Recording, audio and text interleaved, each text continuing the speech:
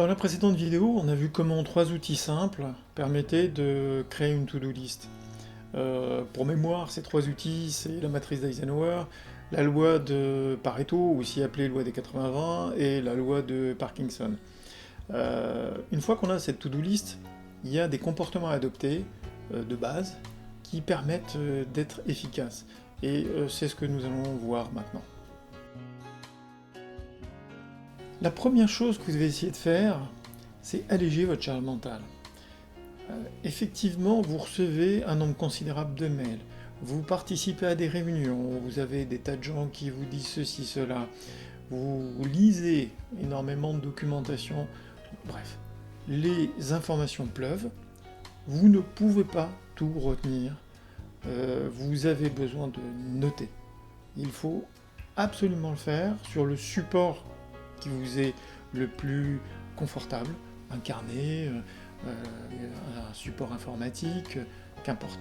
Vous devez avoir le support et le réflexe de noter et de vous référer régulièrement à vos notes pour alléger votre charge mentale et pour travailler plus confortablement. Le deuxième point important, c'est d'anticiper pour éviter d'être débordé. On l'a vu dans la précédente vidéo, planifier c'est important pour être efficace, mais ça ne suffit pas. Il faut aussi se référer à cette planification très régulièrement. Il faut avoir cette routine tous les jours, voire plusieurs fois par jour, surtout quand on a un planning très très chargé, pour éviter de se laisser surprendre, parfois par des événements qu'on avait notés. Ne pas oublier non plus que certains événements entraînent d'autres actions, comme par exemple vous pouvez avoir à amener des documents à des réunions. Donc tout ceci doit être anticipé pour éviter d'être débordé. Soyez sélectif et méthodique. On l'a vu avec la matrice d'Eisenhower qui demande d'identifier quelle est la nature du sujet. Important, urgent, les deux à la fois. On l'a vu avec la loi des 80-20, qui demande de se concentrer sur les éléments qui font vraiment levier, qui vont permettre d'obtenir l'essentiel du résultat. Il faut toujours arriver à mettre en regard pertinence et investissement. Ensuite, il faut faire attention dans l'évaluation à l'essentiel des micro-tâches qui peuvent exister de manière sous-jacente dans le contenu d'une tâche. Des éléments complémentaires dont on aura besoin, des actions complémentaires qui seront nécessaires pour la réalisation de la tâche et qui parfois font qu'elle est beaucoup plus exigeante en termes de temps qu'elle n'en a l'air.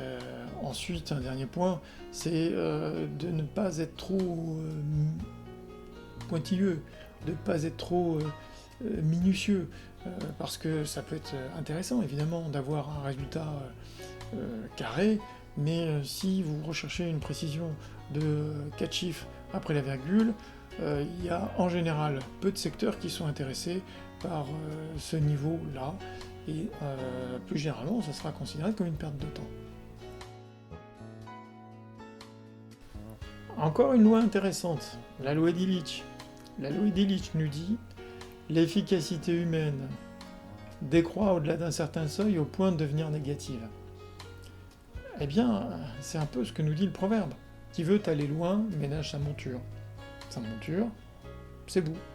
C'est-à-dire que si vous ne vous ménagez pas, si vous ne prenez pas de pause, vous n'irez pas loin. Vous allez finir par vous épuiser et votre productivité va devenir négative. Donc, apprenez à vous connaître. Apprenez à prendre des pauses. Sachez vous arrêter. Et finalement, chacun a son rythme.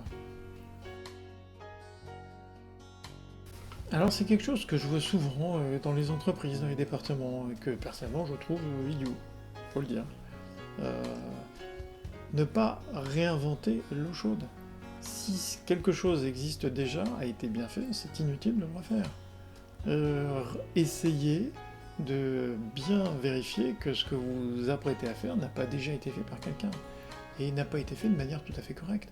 Vous gagnez du temps, votre temps est précieux, donc ne le gaspillez pas. Toujours dans le domaine de la charge mentale, et puis pour vous donner un petit coup de bien-être, ça fait du bien, ça vous fait un petit un petit plus en dopamine, n'hésitez pas à fermer ce que j'appelle des petites boîtes. Vous savez, la partie en bas à droite de la matrice Eisenhower que je vous ai présentée dans la précédente vidéo. Vous avez un peu de temps, ces petits sujets qui peuvent être traités rapidement, ces petits sujets qui peuvent être classés, voire jetés, n'hésitez pas à le faire. Ça fait du bien, réduire cette to-do list, faire en sorte qu'elle reste gérable, qu'elle ne gonfle pas comme une baudruche, ça fait un bien fou. Ça fait que vous dites finalement, ce que j'ai, c'est gérable, je peux avancer avec ça. Donc on l'a vu, il faut comprendre ses limites, et ce qui est important, c'est de savoir dire non aussi. Alors c'est un vrai sujet qui pourrait faire l'objet d'une formation entière. Il faut apprendre à dire non. Mais déjà, de manière très simple et très basique, n'attendez pas d'être débordé pour réagir. Refusez une réunion supplémentaire qui ne va rien vous apporter. Déclinez un projet qui ne fait pas de sens pour vous. On peut dire non en étant clair, sans être irrespectueux. Vous pouvez dire je ne peux pas m'engager en ce moment, en expliquant pourquoi. Donc savoir dire non, ça s'apprend et c'est très utile, voire absolument nécessaire. Avec toutes ces méthodes, avec ces outils, on est équipé, on sait comment faire pour se faire une to-do list, avoir un planning qui soit efficace. Attention quand même à ne pas remplir trop le planning. Il y a une dernière loi, c'est la loi de Murphy. La loi de Murphy, elle dit que on ne peut pas éviter l'imprévu. Et donc, il faut se prévoir des moments supplémentaires dans le planning qui vont permettre de gérer ces imprévus. Donc voilà, c'est ce que je montre au cours de mes formations, comment travailler à la mise en œuvre efficace de cette planification, comment on organise son travail. Et puis ce que je montre aussi, c'est comment on peut impliquer son équipe avec des outils simples, un outil en particulier, qui permet de faire en sorte que toute l'équipe partage l'information, s'implique et fasse en sorte qu'on avance ensemble et vous gardiez la maîtrise entière de l'avancement du process. Donc voilà, n'hésitez pas à me contacter si ça vous intéresse. En attendant, je vous souhaite un très bon management.